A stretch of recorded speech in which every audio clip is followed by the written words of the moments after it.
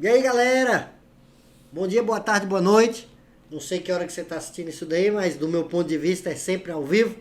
E nós vamos começar aqui algumas explanações, algumas elucidações, alguns toques muito básicos sobre política no mundo clássico.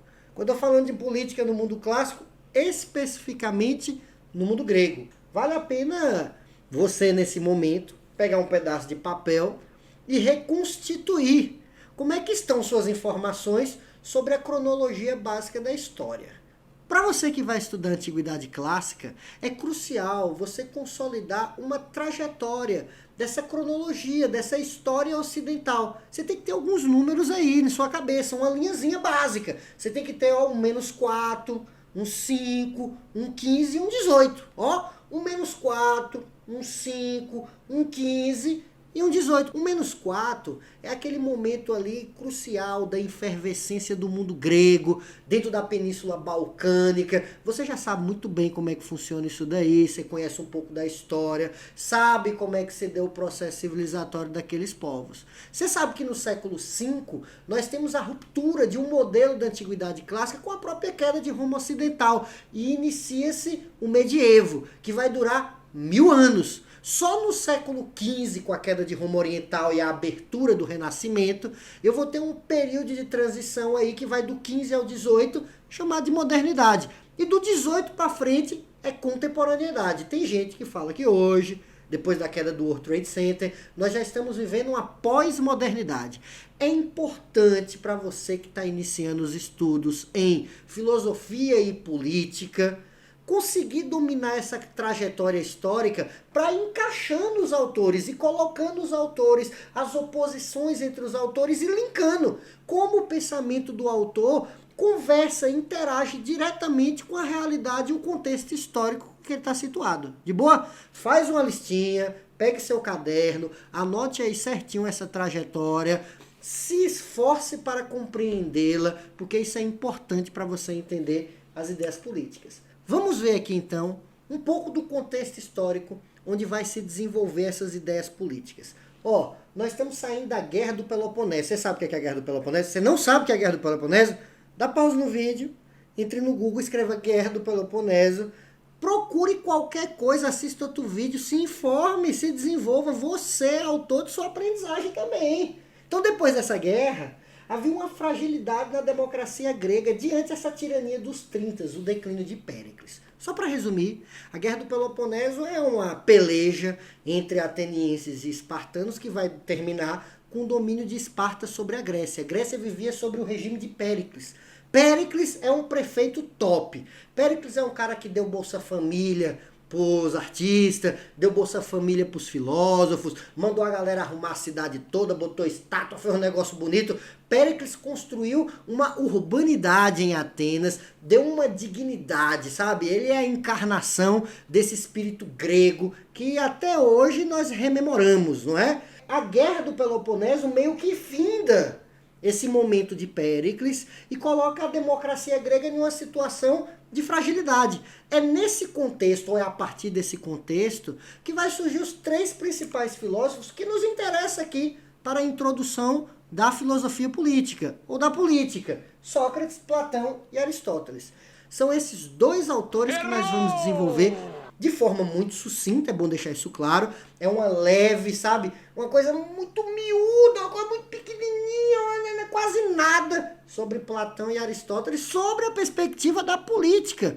Nós não estamos falando aqui ainda em justiça em Platão e Aristóteles, em teoria da estética, da moral e outras coisas, em lógica e metafísica. Nós vamos falar em aspectos políticos, coisas bem pontuais. Eu recomendo sempre esse livrinho aqui, tomara que dá para você enxergar aí, é A Teoria das Formas de Governo, de Norberto Bobbio. Ele faz uma excelente introdução aos conteúdos clássicos da ciência política, rememorando inclusive Platão, Aristóteles, depois Maquiavel, Baudin, Hobbes, Montesquieu, todos teóricos que serão assuntos para nós dentro da ciência política. É um livro fino, é um livro que dá para você ler, brincando, muito fácil. Para começar, eu vou fazer um recuo e vou citar o pai da história. Eu quero começar com Heródoto, que eu não citei lá atrás, só para mostrar como está afinado com nossas ideias na política na atualidade. Como tem muito a ver com o debate do dia a dia, com o noticiário, como um cara, 600 anos antes de Cristo, 500 anos antes de Cristo, 400 anos antes de Cristo, muitos anos antes de Cristo, ele está muito linkado, está muito associado com a linguagem, com o vocabulário da política atual. Eu vou fazer uma referência a Heródoto, e aí eu peço licença realmente, porque eu vou colocar um textão em sua tela aí, porque é preciso ler pequenos parágrafos, mas eu sei que você é dedicado, você vai dar pause e vai anotar, vai escrever no seu caderno, vai voltar ao vídeo, vai dar pause, vai ver de novo e vai compreender como nós encontramos, mesmo em textos antigos e clássicos, um material extremamente importante para interpretar a contemporaneidade.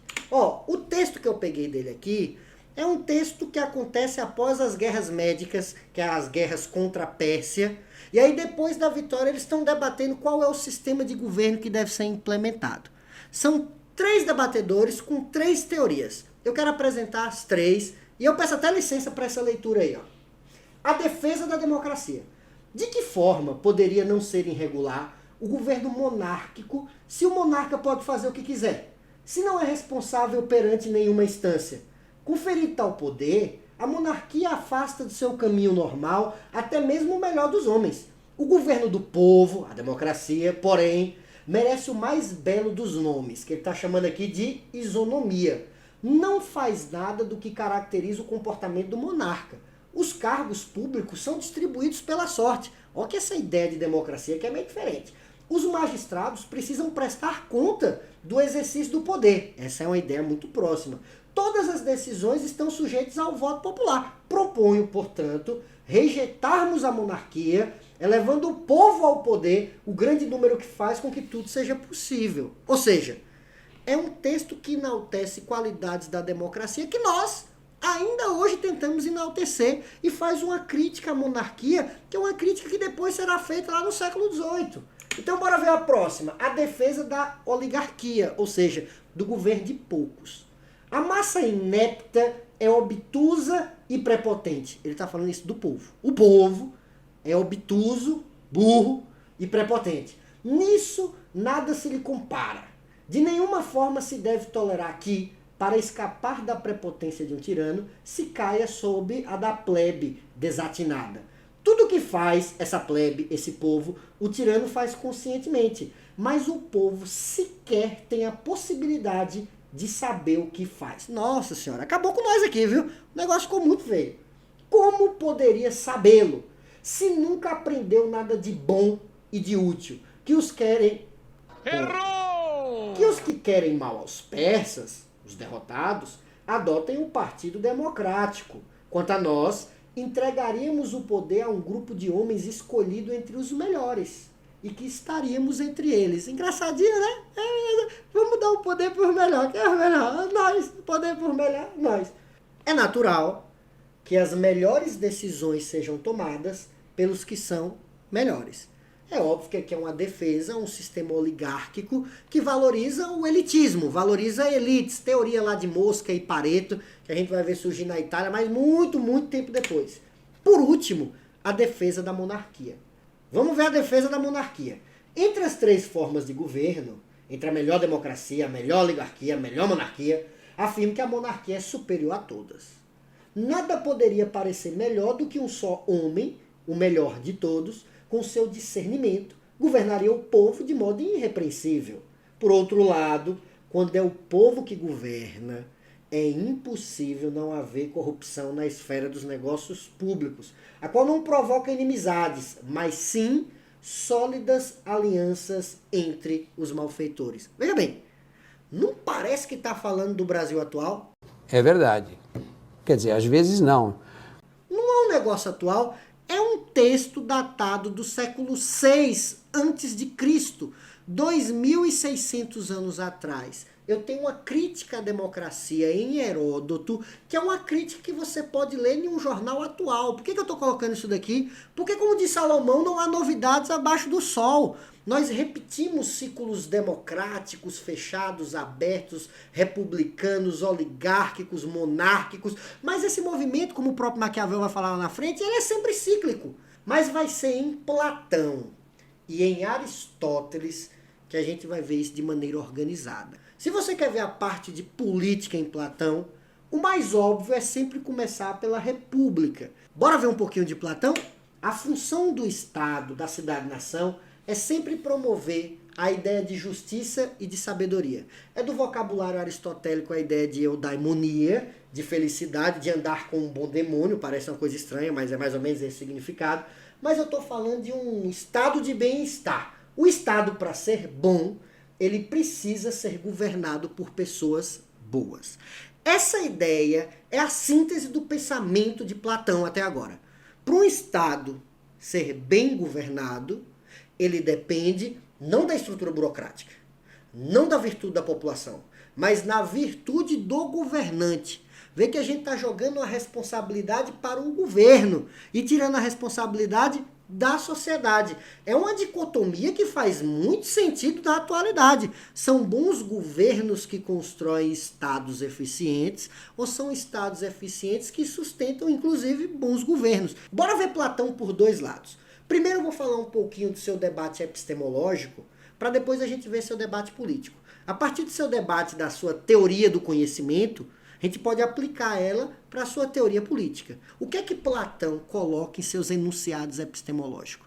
Platão é um cara que está fazendo uma associação entre ideias que são relativamente distintas, entre o pensamento de Heráclito e o pensamento de Parmênides. Ele está fazendo uma associação entre o ser e o não ser. Resumindo, ele está tentando juntar uma teoria do mundo sensível e uma teoria do mundo inteligível. Para Platão a coisa é mais ou menos assim, ó, foca aí. Platão vai dizer isso aí. Pensa num cachorro. Você consegue pensar num cachorro? Você fecha o olho, aí você pensa num cachorro. Eu pensei num cachorro marrom aqui agora, eu tô falando com honestidade. Aí agora eu pensei num cachorro branco. Você tá pensando em que cachorro aí? Agora se eu falar pense no cachorro ou pense o cachorro, aí você não consegue pensar. Sabe por quê? Porque o cachorro não está nos cachorros aí na rua. O cachorro não está no cachorro A, no cachorro B, no cachorro C. O que ele está dizendo? Ele está dizendo que isso aqui, ó, é uma xícara ou uma caneca. Isso aqui é uma caneca. Mas a ideia da caneca não está na caneca. A ideia da caneca não quebra. Se eu jogar essa xícara no chão, ela quebra. A ideia da caneca não estraga. Essa xícara estraga. Não envelhece. Essa xícara envelhece. Ou seja, a ideia da caneca não tem cor. A ideia da caneca não tem a estampa do Batman. A caneca no mundo real tem a estampa do Batman. O que é que ele vai dizer? Existe um mundo no qual as ideias são perfeitas, imutáveis, eternas. É o mundo das ideias. É um mundo inteligível. É um mundo para além do sensível.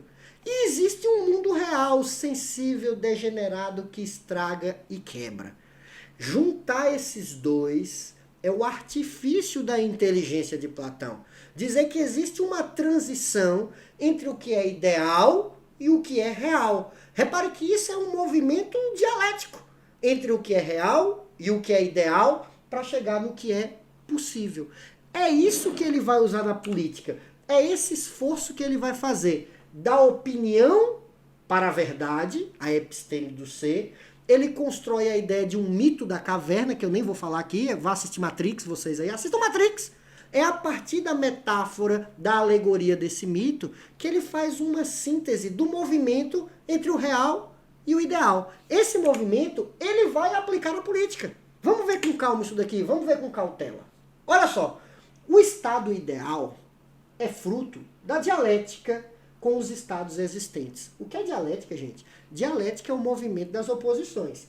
Para aprimorar nossos estados, temos que entender como ele seria em sua perfeição, para assim, pouco a pouco, melhorarmos aquele que de fato vivemos. O que é que ele está dizendo?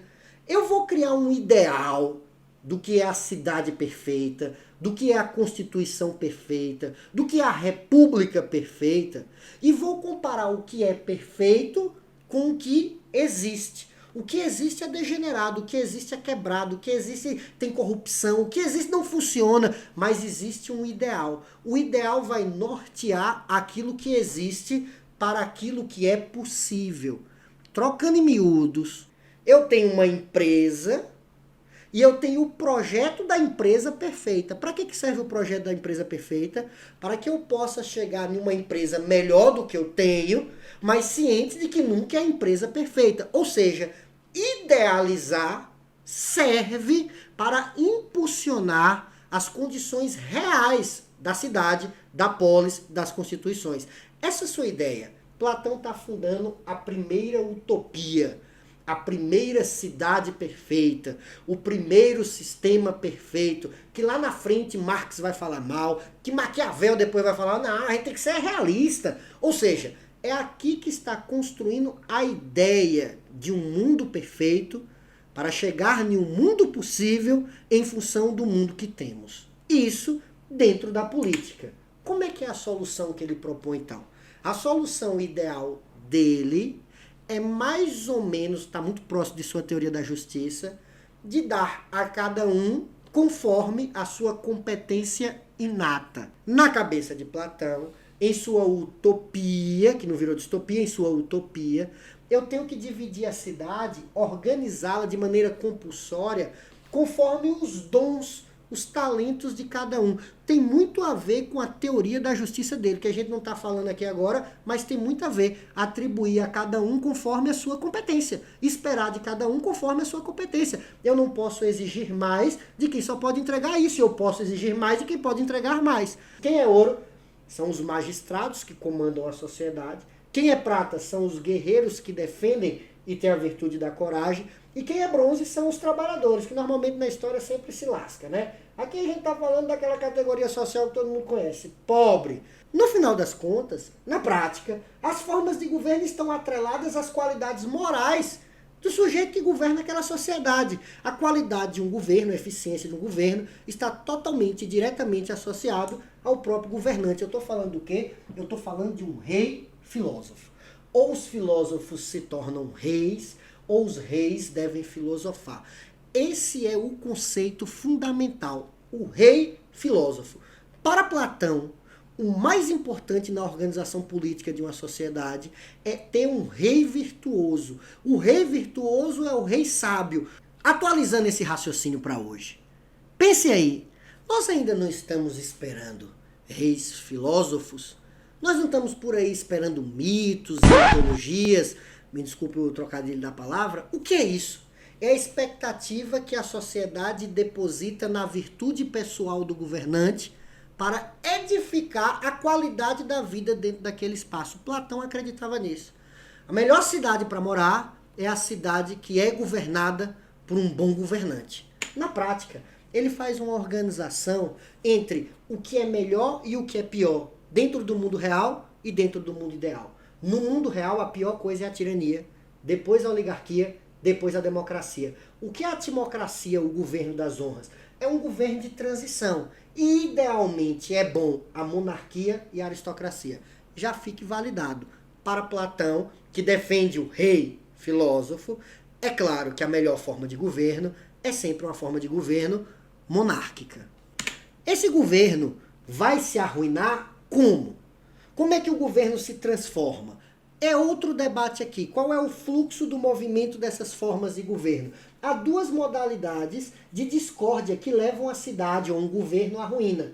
A primeira ocorre dentro da classe dirigente. A outra é conflito entre as classes dirigentes e a classe dirigida, entre governantes e governados. Então aqui, creio eu, há muita sabedoria. Ele está dizendo o quê? Que os governos se degeneram no mundo real em função de duas hipóteses. A primeira hipótese é quando a classe dirigente entra em conflito. É quando a elite política entra em conflito. A outra hipótese é quando a elite política entra em conflito com a população. Qual é a crítica que nós podemos fazer ao pensamento de Platão? E agora sim, vou ser sincero, uma crítica anacrônica. Porque eu não posso estar aqui hoje julgando o que o cara escreveu lá no século IV a.C.